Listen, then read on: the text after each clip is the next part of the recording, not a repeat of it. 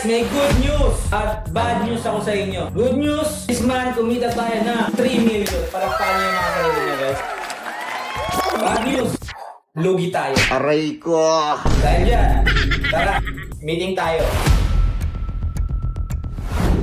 Guys, itanong ako sa inyo, sino ang masaya dito kapag maraming benta? Taas ang kamay. Siyempre, lahat naman tayo gusto yun. Pero paano kung sabihin ko sa inyo, habang dumarami ang orders, mas lalo tayong nalulugi? Hindi lahat ng maraming orders, maraming kita. Isa sa pinakamalaking pagkakamali ng isang business owner na gaya ko, ay hindi ko alam ang cost per job formula.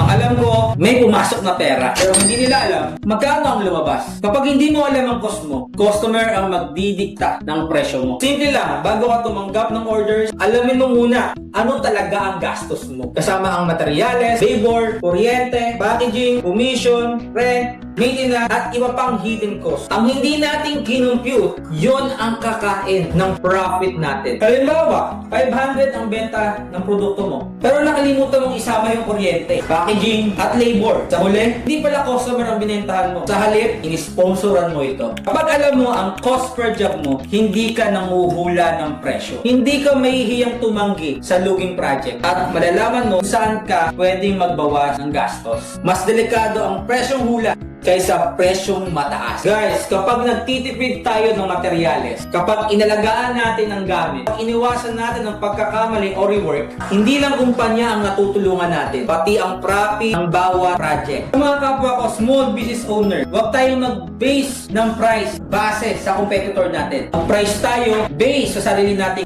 cost per job. Dahil magkaiba ang machine, magkaiba ang tao, magkaiba ang gastos nyo. Guys, ang negosyo, hindi paramihan ng sales. Ang negosyo ay palakihan ng kita. Ang negosyong marunong mag-compute, mas tatagal kaysa sa negosyong marunong lang magbenta.